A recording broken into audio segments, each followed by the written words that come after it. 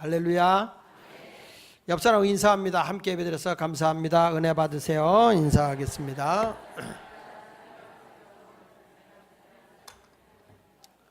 오늘은 우리 함께 은혜 받으려고 하는 말씀의 제목은 성도의 모습입니다. 지난 시간에 이어서 마태복음 5장에 있는 또 앞으로 이제 산상수훈이라고 하는 예수님께서 산에서 제자들에게 주신 교훈의 말씀을 증거하면서 함께 은혜를 받도록 하겠습니다. 지난 주일에는 하나님과의 나와의 관계에 대한 말씀을 주셨죠. 성경의 말씀에 보면 심령이 가난한 자가 복이 있다라고 하는, 심령이 가난하다고 하는 것은 내가 모든 것을 할 수 없는 절박한 상황에서 하나님만을 붙잡을 수밖에 없는 상황에 놓여 있는 것이 심령이 가난한 자라고 그랬습니다. 그런 자들에게는 뭘 보느냐? 천국을 보게 되는 복을 받는다 그랬습니다. 근데 내가 하나님만을 절대적으로 신뢰하고 의지할 수밖에 없을 때 우리는 어떤 사람이 되냐? 애통하게 된다. 정말 하나님만을 바라보고 애통하게 된다. 그래서 하나님의 위로를 받게 된다 그랬고요. 그런 자들의 성품이 온유하게 되는데, 온유한 사람들은 땅을 기업으로 얻게 되고, 그리고 내가 의에 줄이고 목마르게 되면 배부른 자가 된다라고 하는 말씀을, 하나님과 나와의 관계 속에서 행해야 될 말씀을 주었습니다. 오늘은 성도와 성도와의 관계, 인간관계 속에서 우리가 어떠한 모습을 보여야 성도라고 얘기할 수 있느냐 하는 내용을 말씀을 하고 있는 내용이 오늘 본문입니다. 그래서 거기 내용에 있는 걸 보면은 이제 긍휼히 여기는 자는 복이 있는데 그런 사람이 긍휼히 여김을 받는다라고 말씀을 하고 있죠. 또 하나는 마음이 청결해야 하나님을 본다. 그리고 화평케 하는 자가 복이 있다. 이렇게 해서 인간에게 주어지는 말씀이 네 가지, 나와 하나님과의 관계에 대해서 네 가지를 하는데, 오늘 네 가지를 해야 되지만 제가 여러분들에게 약속한 게 하나 있어요. 성전 건축 완공될 때까지는 둘째까지만 하겠다고. 그래서 오늘 두 번째까지만 제가 설교를 하기 때문에 오늘은 긍휼히 여기는 자가 긍휼히 여김을 받고 마음이 청결한 자가 하나님을 보게 된다라고 하는 두 가지 말씀을 가지고 함께 은혜를 받도록 하겠습니다. 여러분에게 값진 귀한 시간이 되기를 축복합니다. 먼저 성도의 모습에서 우리가 행하는 것이 어떤 삶이어야 되느냐 그랬을 때 긍휼히 여기는 삶을 살아야 된다. 7절에 있는 말씀에 보니까 같이 읽어봅니다. 시작. 긍휼히 여기는 자는 복이 있나니 그들이 긍휼히 여김을 받을 것이다. 이 긍휼이라고 하는 말은 불쌍히 여기다라는 뜻이에요. 근데 그 긍휼이라고 하는 그 속에는 사랑도 들어있고 용서도 들어있어요. 근데 이 긍휼이라고 하는 단어를 히브리적 관점에서 우리가 이스라엘 백성들이 생각하고 있는 긍휼이라는 생각을 우리가 하게 되면 이제 우리가 이렇게 생각하면 됩니다. 뭐냐면 구약에서 동사로 쓸 때 긍휼히 여기다라고 할 때는 라함이라고 그래요. 라함이라고 하는 건 여러분이 기억할 수가 있어요. 아부 라함 하는 그 라함이라는 말이 이제 긍휼이라는 뜻, 긍휼히 여긴다, 불쌍히 여긴다는 뜻이에요. 근데 명사로 쓸 때는 이 라함이라는 같은 뜻인데 레함이라고 써요. 레함. 그 레함이라고 하는 뜻이 무슨 뜻이냐면요, 이 긍휼이라고 하는 뜻을 다른 각도로 레함이라고 하는데, 이것은 어머니의 자궁이라는 뜻을 가지고 있어요. 어머니의 자궁이다. 레함이라는 말이에요. 그러니까 마치 아기를 뱃속에 잉태하고 있는 엄마가 태아에 대해서 느끼는 감정을 긍휼로 얘기하는 거예요. 그러니까 다시 말해서 그 엄마가 뱃속 태아에 있는 애를 너무 애틋하게 여기면서 그 아이를 위해서 아주 사랑하는 마음으로, 긍휼히 여기는 마음으로 먹을 것도 잘 안 먹고, 그렇죠? 입덧이 그렇게 심해도 자기가 참아요. 자극성 있는 걸 잘 안 먹으려고 그래. 또 우리 딸도 보니까 이 회도 좋아하는데 임신하고 나니까 회를 안 먹어요. 혹시 그 안에 기생충이라도 있고 아이한테 해가 될까 봐 안 먹어요. 집에 와서 뭐 먹으라 이건 안 좋아서 안 먹는데요. 근데 그걸 보면서 엄마가 아기를 뱃속에 있는 아기를 사랑하고 그 아기에 대한 애틋함. 저도 우리 교인들 가운데 애를 낳았을 때 머리에 숱이 없고 그러면 제가 그러거든요. 청양고추 먹었지. 매운 거 많이 먹었지, 자극성 있는 거 많이 먹었지 그래요. 왜냐하면 자극성 있는 걸 먹으면 머리숱이 좀 적어지거든요. 그러니까 그래서 자극적이면은 커피라든지 매운 거라든지 이런 거를 잘 안 먹어요. 그걸 먹으면 속이 좀 가라앉는데, 그래서 요즘에 또 그래서 새로 개발해서 여자들 그 임신하는 여자들 입덧을 가라앉히는 산소 마스크 같은 게 이번에 개발돼서 나왔더라고요. 또 이 항암 주사를 맞을 때 이렇게 토하는 사람들 있잖아요. 그것을 막을 수 있는 그 의학기기가 이번에 개발돼서 나왔더라고요. 그래서 이제 점점 좋은 세상이 되니까. 근데 그 사실은 입덧은 해야 할 때 하는 거예요. 왜냐하면 딱 할 때 아기가 이거는 난 싫어, 그리고 아기가 내뱉는 거래요. 근데 아기가 다 먹으면 뱃속에서부터 사명을 띠고 뚱뚱해지기 때문에, 그래서 이제 그 입덧이라는 건 꼭 필요하다고 그러더라고요. 입덧이라는 건 필요하다고. 근데 여러분, 우리 성경에서 보면 이 국률이라는 단어가 들어갈 때는 꼭 부모와 자식과의 관계를 많이 밀착하게 하고 있어요. 왜냐하면 그 자식을 꾸지람하고 야단을 쳐도 그 속에 뭐가 있어요? 엄마의 사랑이나 아버지의 사랑, 그리고 용서가 거기 항상 들어있어요. 그 야단을 치고 잘못했다가 꾸지람을 하도 그걸 안 보는 자식이 아니잖아요. 사랑하기 때문에 용서하고 또 그에게 야단을 치더라도 다시 품어주고 하는 거예요. 성경 말씀 시편 103편 13절에도 이렇게 말하거든요. 같이 읽어볼게요. 시작. 아버지가 자식을 긍휼히 여긴 같이 여호와께서는 자기를 경외하는 자를 긍휼히 여기신다, 이렇게 말하거든요. 그러니까 긍휼 속에는 반드시 하나님의 사랑과 용서가 들어있는 거예요. 그래서 우리가 쉽게 이해하기 위해서 아버지가 자식을 사랑하는 그런 마음, 그게 긍휼이라는 거죠. 탕자가 잘못을 하고 아버지 앞에 돌아왔지만 아버지가 그 자식의 잘못을 다 알고도 아버지가 다 용서하고 사랑으로 품어줘요. 이런 것이 다 긍휼이에요. 너는 죽었다가 다시 왔구나. 그리고 아버지가 다 용납해 주잖아요. 그래서 이 율법이라고 하는 의미를 가지고 있는 미드라시라고 하는 말이 있는데, 미드라시라고 하는 건 이제 교훈인데 율법적인 교훈이에요, 히브리인들에게. 근데 거기서 그 미드라시에서 이런 글을 써놨어요. 만약에 하나님께서 이 세상을 긍휼 하나로만 만들었다면 이 세상은 죄악으로 가득 찼을 것이다. 만약 하나님께서 이 세상을 공의 하나로만 만들었다면 이 세상은 존재하지 못했을 것이다. 그래서 이 두 가지를 합하여 이 세상을 만들었다, 이렇게 교훈하고 있습니다. 무슨 얘기냐면, 다 사랑하고 용서만 한다면 세상에 공의가 쓸 수가 없어요. 그러면 죄를 범하고도 자꾸 잘못된 짓을 한다는 거죠. 그래서 이거는 잘못된 거라고 나무랄 수 있는 공의의 법을 줬다는 거예요. 근데 또 공의로만 주장하다 보면 용서의 법이 없다면 사람이 설 자리가 없어 심판밖에 없다는 거예요. 기독교의 정신은 뭐냐면 공의의 법과 긍휼의 법이 같이 존재하는 거예요. 그러니까 잘못했을 땐 잘못했지만 그가 잘못을 깨닫고 용서를 구하면 용서해 주는 거예요. 긍휼히 여기는 거예요.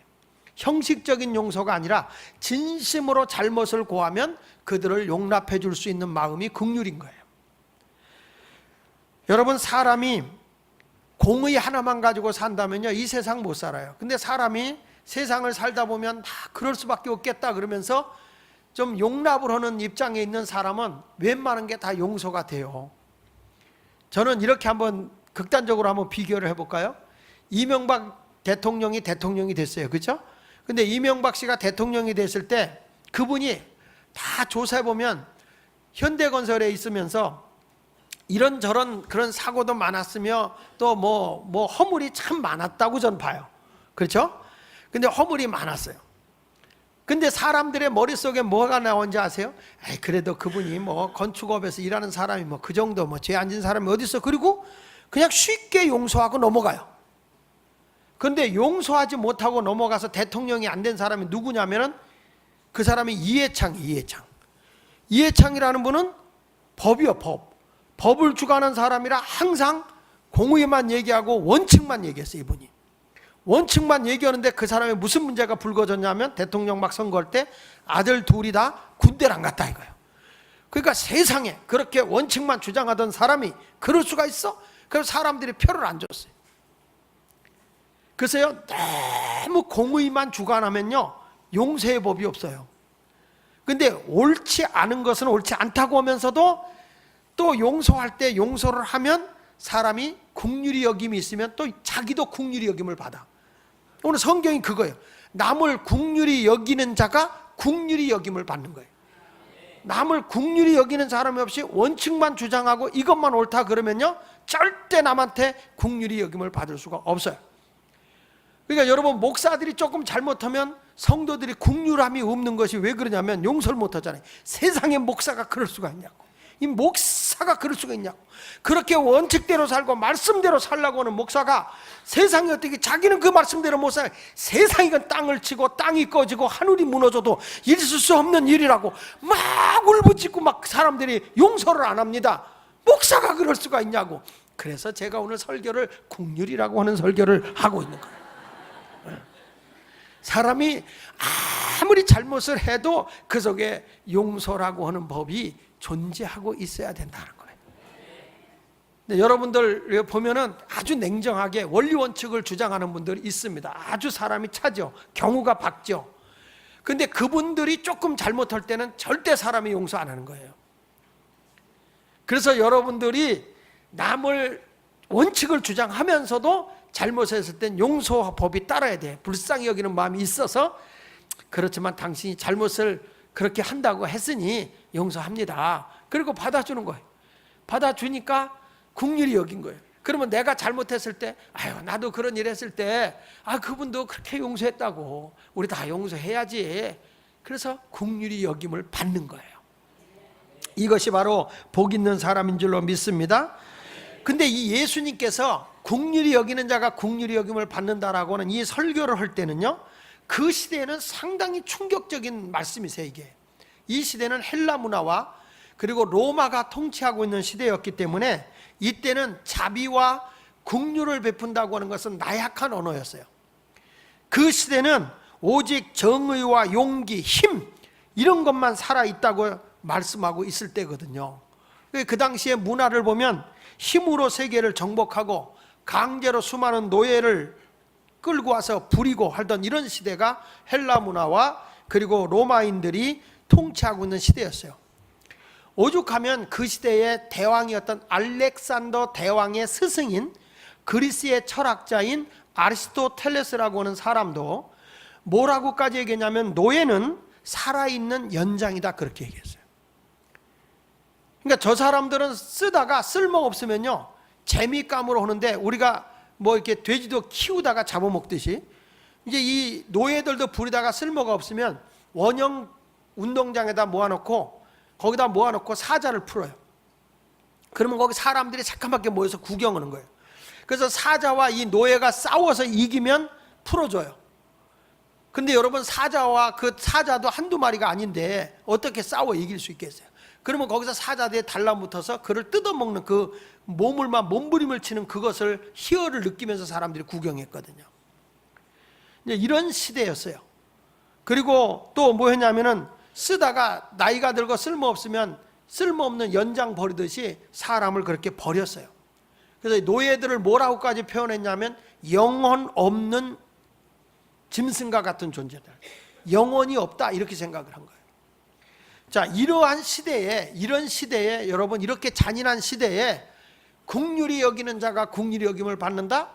이런 언어는 그 시대에 통하지 않는 그런 언어예요. 그래서 욥도요, 자기가 고난을 당했을 때에 이런 고백에 그 한탄한 내용이 있어요. 뭐냐면 욥기서 3장 12절에 보면 자기가 고난이 왔을 때 이렇게 말하죠. 같이 읽어볼게요. 시작.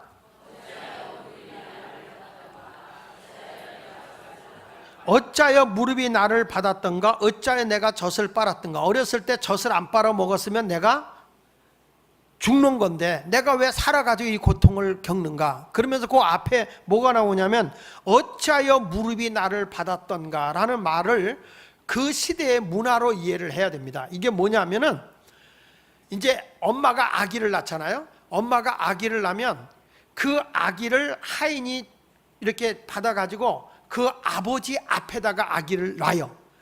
그 아버지 앞에 아기를 놓으면 아버지가 머리부터 발끝까지 다 봐서 애가 이목구비가 분명하고 신체가 건강하게 있으면, 아버지 마음에 들면 그 아이를 들어서 무릎 위에 올리면 이 아이는 그 아버지 호적에 올라가는 자식이에요.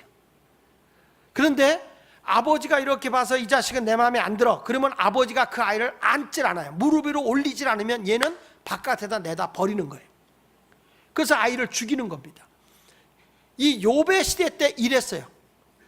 지금 여러분들도 그 시대에 있었으면요, 여기 없었을 사람이 혹가다가 4명 정도 있지 않을까 생각해.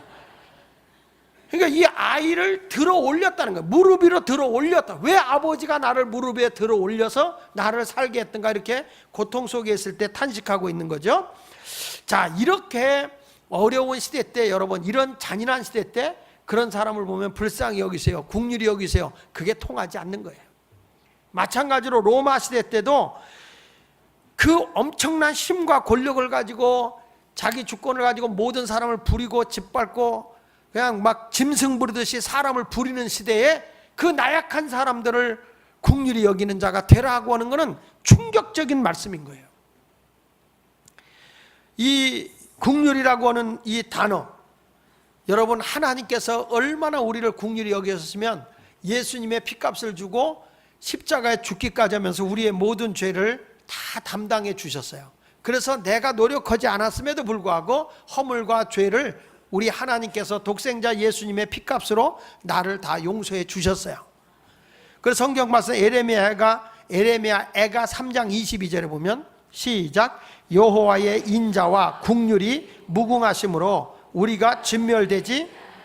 그러니까 하나님의 사랑과 용서, 국률, 불쌍히 여기는 그런 마음 때문에 우리가 지금까지 살아있는 거지, 우리가 죄를 범하고 우리가 나쁜 행동하고 우리가 잘못된 삶을 산 대로 하나님이 공의의 법으로 심판했으면 살아있을 사람이 아무도 없다는 거예요.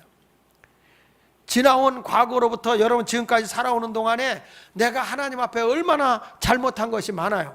그래도 하나님께서는 우리를 인자와 국률로 불쌍히 여기셨기 때문에 우리가 살아있는 거라는 거예요. 우리가 진멸되지 않았다는 거예요. 예수님께서 이 국률의 법을 얘기할 때 이런 비유를 합니다. 마태복음 18장에 보면요, 어떤 임금이, 어떤 주인이 돈을 빌려줬는데 한 종에게 얼마를 빌려주냐면 1만 달란트를 빌려줬어요. 10,000달란트를. 10,000달란트를 빌려줬는데 이 사람이 도저히 갚을 능력이 안 돼. 빚 갚아라, 네 처자식을 팔아서 갚아라. 그래도 갚을 길이 없어. 그래서 무릎을 꿇고 싹싹 빌면서 날이 내가 어떻게 하든지 이 생명 다할 때까지, 갚는 데까지 갚을 테니까 좀 용서해 주세요 라고 막 울부짖는데, 주인이 보니 이 사람이 너무 불쌍한 거야. 그래가지고 자그마치 1만 달란트라고 하는 돈을 탕감해 준 거야. 갚을 수 없는 돈을 다 탕감해 준 거야. 기뻐요, 안 기뻐요? 그게 얼마인지는 모르지만 엄청난 액수니까 제가 조금 이따 설명할 건데, 여러분 그 정도로 기뻐요, 이 정도가 아니에요. 엄청나게 기쁜 거예요. 자, 이 사람이 그걸 가지고 용서받고 기뻐서 가는 도중에 자기한테 돈을 빌려가서 갚지 않은 사람을 만난 거야. 얼마를 빚졌냐면 100데나리온이야. 100데나리온. 100데나리온이면 그 당시 하루 노동자들이 밖에 나가서 일하는 품삯이 1데나리온이니까 만약에 쉽게 계산하기 좋게 하기 위해서 내가 하루에 열심히 나가서 일해서 5만 원을 받는다고 하면 100데나리온이라는 빚이 얼마의 빚이냐면 500만 원이야. 답은 다시 100데나리온을 오늘 내가 하루에 일해서 5만 원씩 받는 사람이 100데나리온 빚을 졌다 그러면 얼마라고? 500만 원. 와, 대단하세요. 머리 참 좋으세요. 그 500만 원의 빚을 진 거예요. 500만 원의 빚을 진 거를 안 갚았다고. 그러니까 이 사람이 어떻게든 내가 갚을 테니까 용서해달라. 그런데 안 된다. 그리고 이 사람을 끌어다 감옥에다 가둔 거예요. 감옥에다.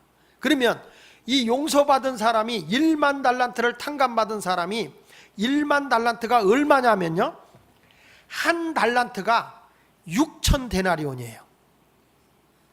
한 달란트가 6,000데나리온인데 이 사람은 100데나리온 빌린 거 안 갚아가지고 감옥에다 넣었잖아요. 자기는 얼마를 탕감받았다고? 10,000달란트요. 한 달란트도 아니고 한 달란트가 6,000데나리온인데, 그런데 1만 달란트를 한 데나리온을 5만 원으로 계산하면 얼마의 돈이 되냐면 3조 원이요. 3조. 여러분의 빚이 3조를 빚졌는데 안 갚아도 돼. 탕감해줬어요. 근데 여러분 표정이 그 정도냐고. 3조라는 빚을 탕감해줬는데도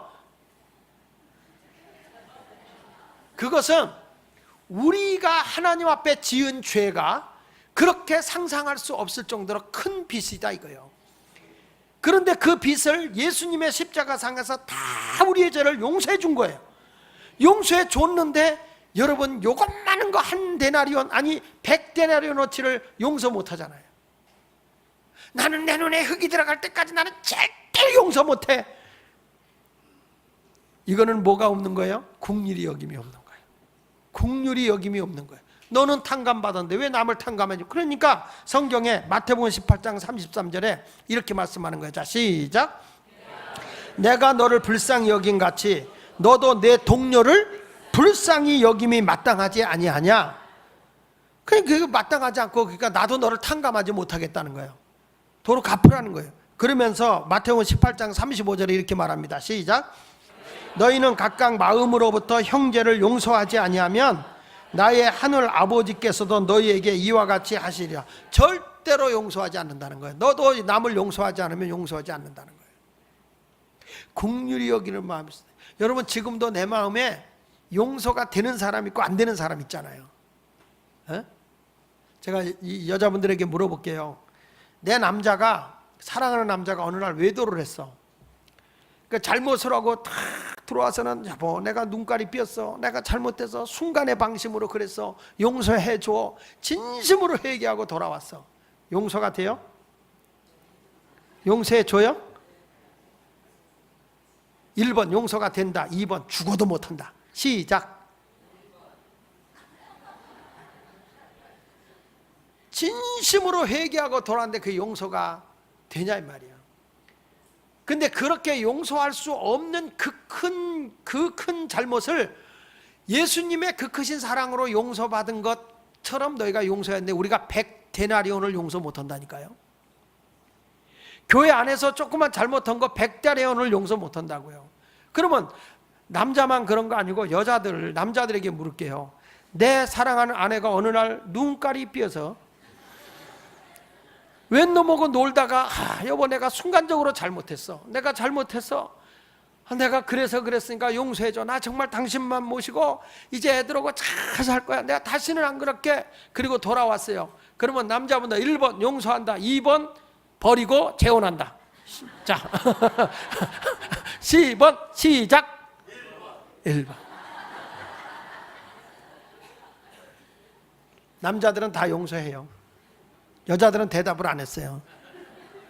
근데 답은 쉬운데 막상 그렇게 되면 게 쉬운 건 아니죠. 근데 진짜 우리가 용서라고 하는 거는 내가 인간적인 이성적인 판단으로는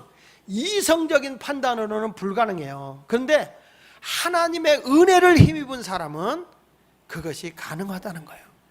원수도 사랑할 수 있고 미워하면 선대할 수 있고 저주하면 축복할 수 있다는 거죠. 교회가 잘못을 했을 때, 사람들이 잘못을 할 때 용서 못한다고 막 공의의 법을 외치는 교회이기 때문에 사람들이 용서를 못하는 경우가 많고 세상만도 못할 때가 많이 있어요.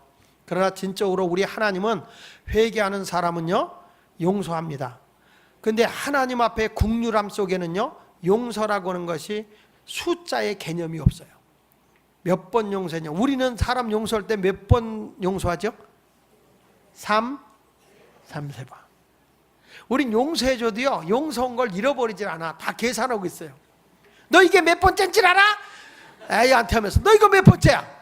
이런 얘기를 하는 거는 용서했다고 하면서도 계속 계산하고 있는 거죠. 근데 우리 하나님은 기억조차 않아요. 기억조차 하지 않아요.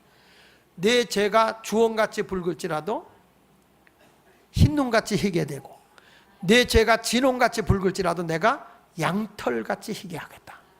우리 주님은 우리의 죄를 다 용서하는데 몇 번이나 용서할까요? 마태복음 18장 21절로 22절에 이렇게 말씀하죠. 시작. 베드로가 나와 이르되 주여 형제가 내게 죄를 범하면 몇 번이나 용서하여 주리이까? 7번까지 하오리까 예수께서 이르시되 내게 이르노니 7번뿐 아니라 7번을 70번까지라도 하라는 거예요. 그러니까 이게요, 잘못을 회개하면 끊임없이 용서라. 7, 7이 49, 490번 아닙니까? 그것도 계산하고 있으라는 건 아니야. 우리가요, 주님의 그런 국률하심이 없었다면 우리가 얼마나 많은, 하루에도 몇 번이나 우리가 하나님 앞에 죄를 범합니까? 그런데도 주님은 우리를 다 용서하신다니까요. 국률의 법으로 우리를 국률이 여기신다고요. 잘못에 대해서 잘못은 꾸짖지만 우리가 잘못을 깨닫고 회개할 때는 하나님이 다 용서해 주시는 거예요. 할렐루야.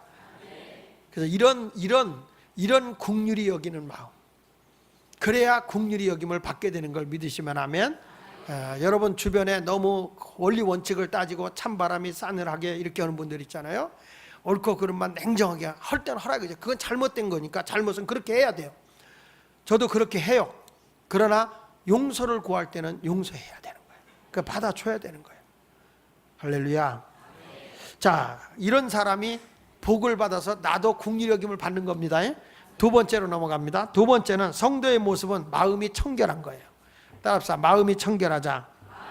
8절을 읽어보니까 이렇게 말씀하네요. 8절 시작. 마음이 청결한 자는 복이 있나니 그들이 하나님을. 마음이 청결하다는, 청결이라는 것은 깨끗한 거예요. 순수한 거예요. 뭐 이물질이 섞이지 않은 게 청결이에요. 그런데 여기서 마음이라고 하는 단어를 이해를 하고 있어요. 이스라엘 사람들이 하는 마음, 그러면 뭐가 마음일까? 여러분은 마음 그러면 뭐가 마음이에요? 내 마음에 안 들어 그러잖아요. 그럼 뭐가 마음이냐고요. 근데 원래 히브리인들은 마음 그리면 그걸 레브라고 그래요. 레브. 한번 따라해 보세요. 레브. 히브리어로 마음 그리면 레브라고 하는데 그 심장이라는 뜻이에요. 심장. 근데 그 심장이라는 게 우리 신체적인 어떤 심장을 얘기하는 것이 아니라 사람의 의지와 행동을 결단할 수 있는 기관을 마음이라고 그랬어요. 다시 말해서 마음이라고 하는 내부라는 게 뭐냐면 사람이 생각하고 그것을 결단하고 행동할 수 있게 하는 역할을 하는 기관이 마음이다, 이런 거예요. 그게 내부라는 거예요. 그래서 성경에는 항상 하나님의 말씀을 내 마음에 새겨라 이렇게 말하거든요. 마음에 새기라. 그 마음에 새긴다는 것은 뭐냐면 그 말씀을 생각하고 내가 그 말씀에 대해서 결단하고 그대로 행동하라, 이런 얘기예요. 그러니까 말씀을 머리에 기억하라 그러지 않아요. 마음에 기억하라. 그 마음이라고 하는 게 내부. 생각과 마음과 행동이 일체, 생각과 의지와 행동이 일치하는 것이 마음이에요. 그 성경에도 보니까 하나님을 사랑하는데 어떻게 하냐? 마음을 다하여 사랑하라. 마음을 다하여. 마음을 다하는 것은 하나님을 늘 생각하면서 내 행동을 사랑으로 표현하라, 이런 말이거든요. 우리 하나님은요, 마음이 둘로 나뉘는 걸 아주 싫어하세요. 그러니까 생각대로 행동 따로, 이것은 하나님이 따로 국밥은 싫어해요. 생각이 그러면 행동도 그와 같아야 돼요. 성경 말씀 시편 119편 113절에 이렇게 말합니다. 자, 시작. 내가 두 마음 품는 자들을 미워하고 주의 법을. 그러니까 시편의 기자도 뭐냐면 두 마음을 품는 자를 미워한다는 거예요. 그러니까 주의 법을 사랑하는 자가 돼. 그러니까 항상 내 마음에 주님의 말씀을 늘 생각하고 그 말씀에 따라서 내가 행동을 하는, 이렇게 일치된 생활을 할 때 그것이 바로 마음이다. 그런 마음이 깨끗한 마음이다. 이런 분이 있어요. 사람에게 굉장히 친절하게 다가가요. 굉장히 아주 가깝고 싹싹하고 잘해요. 근데 생각 속에 뭔지 아세요? 내가 너를 달래서 네 돈을 뜯어먹고 튈 거다. 생각 속에 그런 사람이 있거든요. 사기꾼들. 막 자기가 하는데 생각은 딴 생각을 하고 있는 거예요. 이런 사람이 뭐냐면 마음이 아니에요. 이거는 마음이 청결한 게 아니에요. 두 마음을 가진 거예요. 앞에서는 좋다고 표현하면서 나가서는 그 사람을 띠릭다 욕을 해요. 목사님 할렐루야, 나가서 나쁜 놈의 새끼, 이러는 사람이 있다면 그러면 그것은 두 마음을 품은 거예요. 자, 성경 호세아 10장 2절에 보면요, 이렇게 말씀합니다. 시작. 그들이 두 마음을 품었으니 이제 벌을 받을 것이라. 하나님이 그 제단을 쳐서 깨뜨리셔 그 주상을 허시리라 그랬어요. 마음이 벌써 두 마음이라는 거예요. 이런 것은 안 된다는 거죠. 마음이 깨끗해야 됩니다. 여러분, 내가 누구를 사랑하는 마음 가지고 있어야지 이용해 먹으려고 하면 벌써 생각과 마음이 다른 거예요. 이건 행동이 다른 거예요. 그 예수 믿는 사람들이요, 그 요즘에 특별히 교회 안에서도 뭘 조심하냐면 이 다단계라는 것도 얼마 내면 얼마를 많이 거둔다. 여러분, 절대 거기에 넘어가지 마세요. 성경의 법은요, 내가 수고해서 얻는 게 정상적인 벌이에요. 다단계라고 하는 게 얼마를 조금 넣는데 내가 많이 얻는다고 하는 거는 누군가의 피를 빨아먹고 있다는 거예요. 그거는 정당한 것 아닌 것을. 우리 누님이요, 둘째 누님이 오래전에 내가 의료기 무슨 뭐 하는 그 다단계 같아. 내가 얘기 들어보니까 의료기 뭐 하는 데래. 거기 하는 데서 얼마를 넣으면 얼마가 나온다는 거야. 그러면서 뭐 받았다는 거야. 그래서 그래서 우리 누나, 내가 정당하게 장사해서 정당해서 벌지 않고 내가 투자 가치보다 월등히 많이 나오는 건 누군가 것을 뺏어서 주는 거거든. 근데 그건 사기야. 오래 못 가. 그랬더니 우리 누나 가라사대, 내가 어느 목사님의 추천을 받아 들어갔다는 거야. 근데 거기 가서 강의를 듣는데 목사님들이 다 강의를 한다는 거야. 정신 나간 거지. 설교할 생각을 안 하고 다단계 가서 돈을 어떻게 버냐. 그래서 우리 누님한테 절대 그러지 말라고. 그건 아닌 거라고. 3개월째 뭐 돈을 몇백만 원 받았다고, 뭐 얼마 투자했는데 했다고, 이게 돈이 되는 거라고 자기 딸 선생하면서 모아놓은 거 다 끌어다 집어넣고 교인들 거 같이 들어가서 끌고 들어가고, 그렇게 5개월 딱 됐는데 튀었어. 한참 시끄럽게 뉴스도 나오고 그랬어요. 우리 누님이 울면서 내가 장 목사 말을 들을 건데, 여러분, 우리 교회도 할머니들을 이용하는 요즘에 다단계가 많아. 얼마 넣으면 얼마 뭐 한다. 이거 절대 안 돼. 하지만 이 교회는 장사터가 아니에요. 교회는 하나님의 복음이 전파되어지는 것이야. 여기는 절대 할머니들 다단계 하지 마. 다단계는 남의 피를 빨아먹고 마침내 누구를 망가뜨리는 거예요. 제가 전주간에 붕에 갔던 교회인데 점심을 사주는데 그분이 막 내가 이것만 잘 되면 목사님들 자손 교회도 뭐 한다고, 그러고 좀 이상해. 내가 보니 말하는 게 조금 이상해요. 그래서 내가 담임 목사하고 나오면서 뭐 하는 여자야? 그게 물어봤더니 아메이 다단계 한다는 거야. 하지마. 그 다단계 하면 그거 반드시 망해.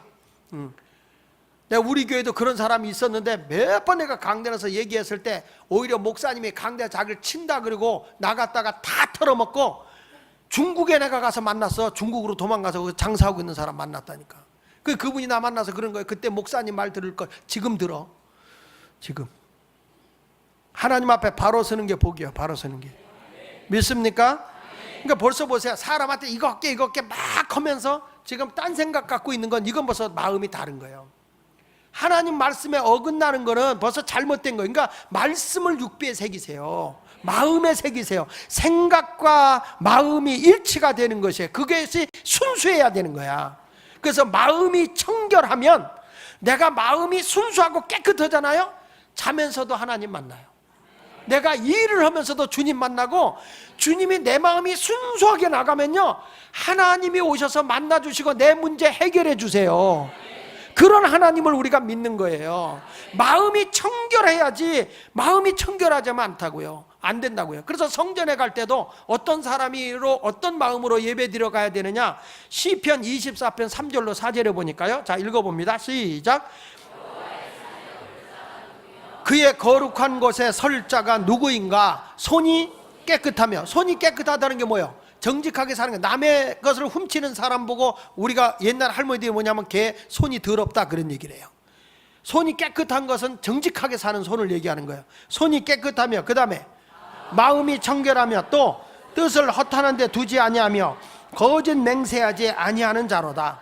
항상 마음, 다시 말합니다. 이 마음이라고 하는 단어가 레브라고 그랬어요. 레브라고 하는 것은 내 생각과 의지와 행동이 하나가 되는 것이 마음이에요. 그게 마음인 거예요. 내가 저 사람 마음에 있어 그러면은 생각도 의지도 행동도 그 사람을 품어야 돼. 입만 좋아. 그 빗자루는 여자들 그러잖아요. 사장님 멋져. 이러잖아요. 근데 진짜 사랑하는 거 아니에요. 그거 돈 뜯어 먹으려고 하는 거예요. 그건 내부가 아니에요. 진짜 마음은 생각과 의지와 행동이 하나가 된 것, 이것을 얘기하는 것입니다. 우리 교회도 어떤 교회가 되었냐, 그냥 교회만 왔다 갔다 하는 사람이 아니라 마음과 행동과 의지가 다 하나가 될 수 있는 그런 심령을 가질 수 있기를 축복합니다. 그래서 성경에 보니까 심령이 가난하다, 하나님만 의지하는 자, 하나님만 의지할 수밖에 없을 때, 그때 막 누구도 의지할 수 없어. 의술도 물질도 아무것도 나를 도와줄 수가 없을 때 하나님만 의지해 울부짖으며 그게 애통하는 거예요. 그러면 그런 사람은 내 마음의 천국도 이루어지지만은 하나님의 위로가 와요. 그리고 또 뭐라 하냐, 온유해지잖아요. 사람이 하나님만 의지할 때는 다 모든 사람을 다 용서하고 용납하니까 온유해져요. 그런 사람이 땅에서 잘 되고요. 그 다음에 의에 줄이고 목마른 자라고 했잖아요. 근데 그 의라고 하는 말은 그 의인이라고, 이 히브리 사람들이 의인 그러면 짜닥이라 그래요.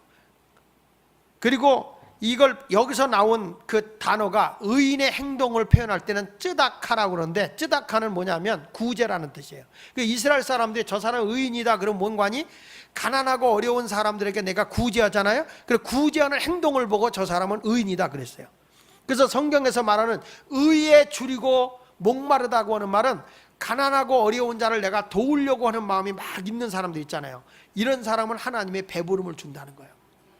그러다 보니까 그런 사람은 생색을 내려고 하는 게 아니라 뭐죠? 긍휼히 여기잖아요. 남을 불쌍히 여기는 마음이 생기니까. 불쌍히 여기는데 무엇인가를 얻기 위해서 하는 건 아니잖아요. 마음이 청결한 거예요. 이런 일 있어요? 내가 그 사람을 도운 게 얼마인데 그 사람이 나한테 그럴 수 있어? 이렇게 섭섭함을 가질 때가 있죠. 그거는 마음이 청결한 게 아니에요. 마음이 청결한 거는 그냥 순수하게 줬으면 그걸로 잃어버려야 돼. 내가 도와줬기 때문에 너는 내 종이다, 너는 내가 도와줬으니까 내 말을 들어야 된다, 이거는 순수하지 않은 거예요. 마음이 청결한 거는 딱 했으면 그걸로 끝내야 돼. 내가 교회 와서 충성했으면 하나님 앞에 충성한 걸로 끝내야지, 내가 교회에서 충성했는데 목사님이 나한테 그럴 수가 있냐고. 그럴 수 있다니까. 네. 순수하게 하면, 마음이 청결하면 내가 누굴 보느냐? 하나님을 만나게 되는 거예요. 여러분 모두 그런 아름다운 삶을 살아가는 복된 성도가 되시기를 예수 이름으로 축원합니다. 기도하겠습니다. 우리 다 같이 이 시간 한 음성으로 기도하면서 하나님 복 있는 내가 되게 하여 주시옵소서. 우리 다 같이 한 음성으로 기도합니다.